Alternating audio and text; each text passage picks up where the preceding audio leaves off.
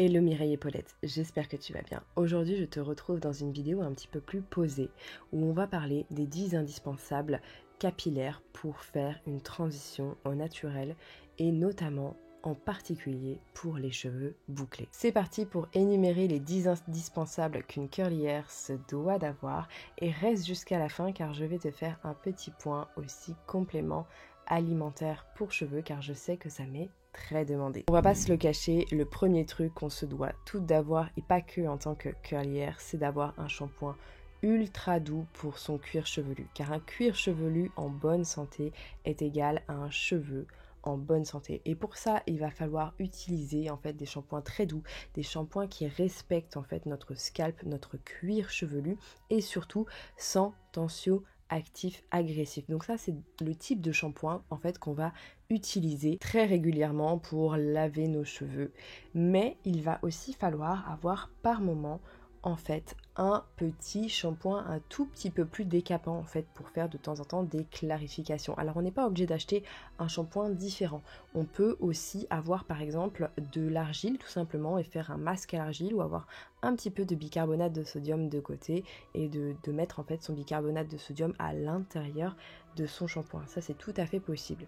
Et aussi pour avoir un cuir chevelu en bonne santé, vous pouvez tout à fait opter pour ce type d'objets qui vont servir en fait à atteindre les racines et à permettre de très bien laver son cuir chevelu, ce qui est parfois un petit peu délicat en fait lorsqu'on a beaucoup d'épaisseur de cheveux comme c'est mon cas ou certaines natures de cheveux où en fait arriver à l'intérieur du cuir chevelu est plus difficile d'accès.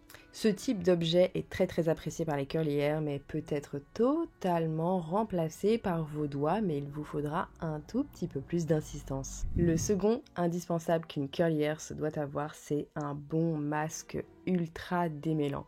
Un après-shampoing éventuellement si vous avez les cheveux peu poreux, mais un bon masque à faire poser une bonne demi-heure, ultra hydratant avec des protéines à l'intérieur qui va adoucir, vous permettre de bien démêler vos cheveux, c'est ultra important et à faire à peu près 1 à 2 fois par mois, même peut-être toutes les semaines en fonction de vos besoins, mais en tout cas un bon masque à faire poser soit avant soit après le shampoing selon votre porosité, c'est ultra important d'avoir ça dans votre panoplie.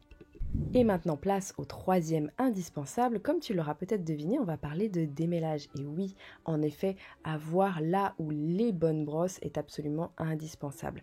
Car en effet, un cheveu mouillé est un cheveu plus fragile. Il faudra donc une brosse beaucoup plus souple, beaucoup plus douce pour se démêler les cheveux sous la douche saturée d'après-shampoing ou de masque, et pour celles qui préfèrent le démêlage à sec car en fait il endommagera moins les cheveux et on a en fait plus de contrôle sur ce qu'on fait que sur des cheveux humides, et bien moi je vous conseille très vivement des brosses souples en poils de sanglier.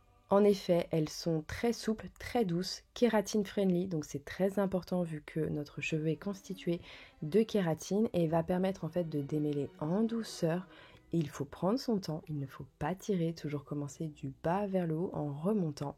Et évidemment, si vous cherchez des brosses pour définir vos boucles, il y a effectivement la très célèbre Denman Brush que beaucoup de personnes adorent. Alors moi, ce n'est pas mon cas tout simplement car j'ai les cheveux en fait naturellement assez lourds, ils manquent de rebondis encore plus depuis qu'ils deviennent de plus en plus longs et donc en fait cette brosse n'est pas adaptée à mon type de boucle, mais il y a beaucoup d'autres personnes qui l'adorent particulièrement.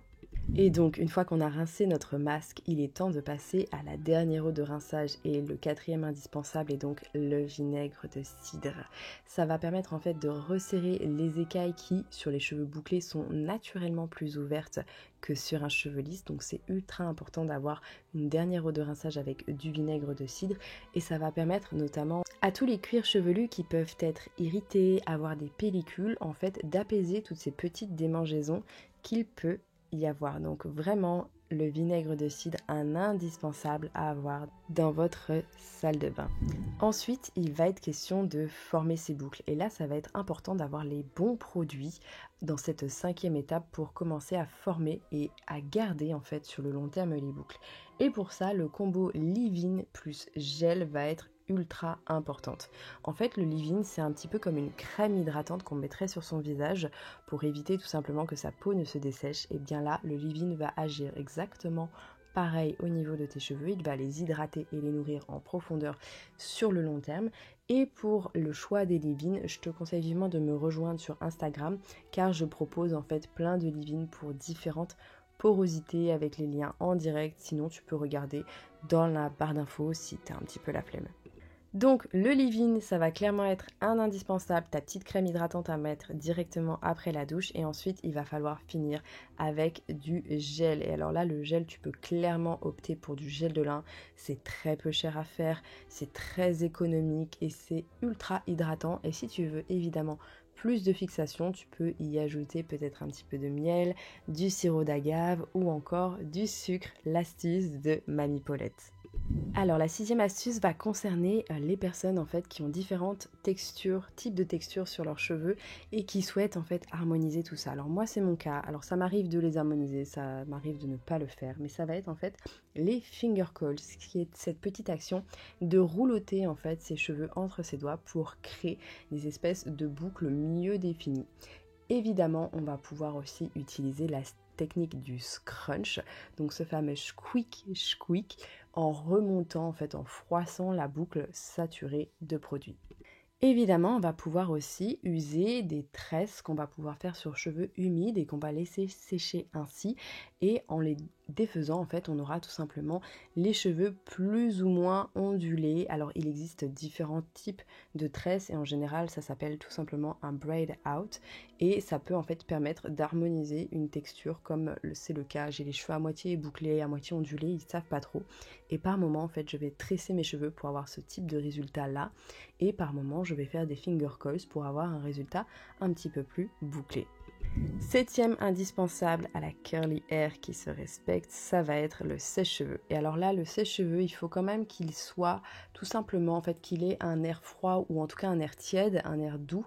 Mais en fait, l'intérêt, c'est de ne jamais aller sur air très très chaud car l'air très très chaud va endommager vos boucles. Attention, restez les cheveux trop humides trop longtemps va aussi endommager la cuticule de vos cheveux. Donc c'est important de sécher vos cheveux, surtout s'ils mettent beaucoup de temps à sécher comme c'est mon cas. Alors évidemment l'accessoire que toute curly hair doit avoir, c'est ce fameux diffuseur. Moi j'en ai un universel qui va très très bien. Mais l'accessoire vraiment qui est révolutionnaire ici, c'est cette petite cloche que vraiment j'utilise désormais tout le temps, car tout simplement ça va avoir un air beaucoup plus diffus. L'air en fait ne va pas créer de frisottis car les cheveux seront emprisonnés en fait dans cette cloche et ça va permettre en fait tout simplement de les sécher beaucoup plus rapidement avec beaucoup moins d'efforts parce que je peux faire ça en fait en regardant des TikTok et aussi beaucoup moins de frisottis. Alors la 8e astuce va consister à faire attention à comment vous attachez vos cheveux. En effet, certains chouchous peuvent être un petit peu plus irritants pour la fibre capillaire. Et là je pense notamment aux chouchous avec des bouts en métal dessus, des barrettes vous savez dans lesquelles les cheveux se coincent et on est obligé de tirer pour les retirer. Donc voilà, il faut faire attention avec ce type d'accessoires en tout cas. Utilisés trop régulièrement et trop souvent qui vont sensibiliser les cheveux. Il y a aussi par exemple des techniques de coiffage comme le crépage qui sensibilise extrêmement les cheveux. Donc ça pareil c'est le genre de choses en fait à éviter. Et il va falloir en fait tout simplement prendre des accessoires qui sont beaucoup plus doux. Donc généralement en satin ou en soie, c'est des matières en fait qui vont glisser sur le cheveu et ça sera parfait, ça abîmera beaucoup moins les cheveux et ça fera aussi beaucoup moins de nœuds. 9e astuce, en fait, ça va être le fameux brumisateur. Et je te conseille vraiment celui-ci, car celui-ci va diffuser en fait une réelle brume. Et ça va pas être juste un petit pchit d'eau mal réparti sur toute la chevelure. Là, on va réussir à humidifier légèrement sans trop saturer le cheveu. Et ça, c'est clairement le diffuseur qu'il faut avoir en tant que curly hair pour faire des refresh, pour rafraîchir ses cheveux le lendemain sans avoir à remouiller totalement sa chevelure ou à y passer 4 heures à essayer d'imprégner ses cheveux d'eau. Ça c'est le truc que tu dois avoir. Alors attention quand même, ne mets pas de produits épais à l'intérieur car tu pourrais en fait boucher tout simplement les conduits. Donc si jamais tu veux faire des mélanges, tester d'éventuels leave-in dilués, je te conseille vivement de le faire avec un vieux pchit, ça sera beaucoup mieux. 10e et dernière astuce. il faut faire attention sur la matière sur laquelle tu dors.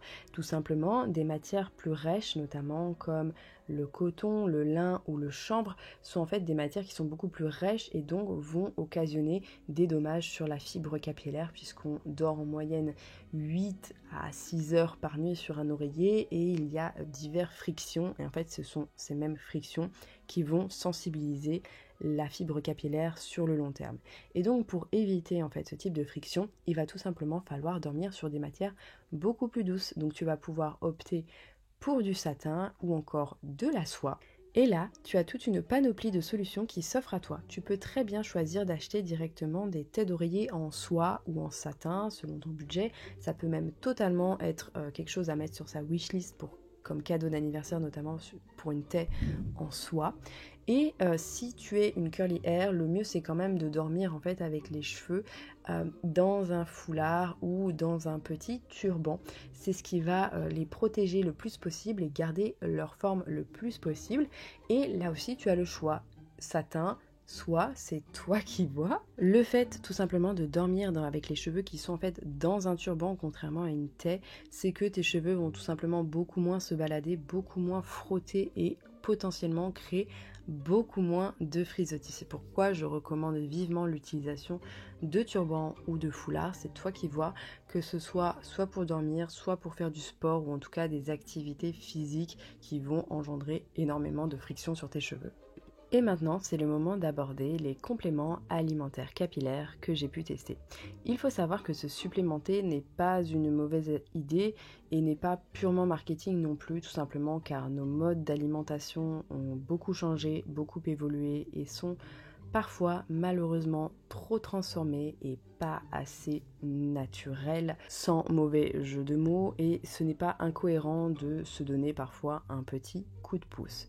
Petite astuce pour voir si les compléments alimentaires sont efficaces sur vous, c'est de tout simplement vérifier au niveau de vos ongles. Si vos ongles poussent plus vite, plus fort et surtout qu'ils sont plus durs et qu'ils se dédoublent moins, ça vous donnera une bonne indication du complément alimentaire sur votre pouce capillaire. Pour les compléments alimentaires que j'ai pu tester et beaucoup apprécier, petit budget, vous avez la marque Forcapil et vous avez également Siletum que j'ai trouvé extrêmement efficace. Vous avez également la marque Madame la Présidente qui propose, et là j'ai trouvé ça très intéressant, à la fois des comprimés pour celles qui le souhaitent, mais également des gummies pour celles qui n'aiment pas en fait forcément avaler des comprimés. Voilà Mireille et Paulette, j'espère que cette vidéo vous aura plu. N'hésite surtout pas à me rejoindre sur Instagram car je propose plein de routines personnalisées et je te fais plein de bisous et je te dis à très bientôt dans une prochaine vidéo. Bye bye.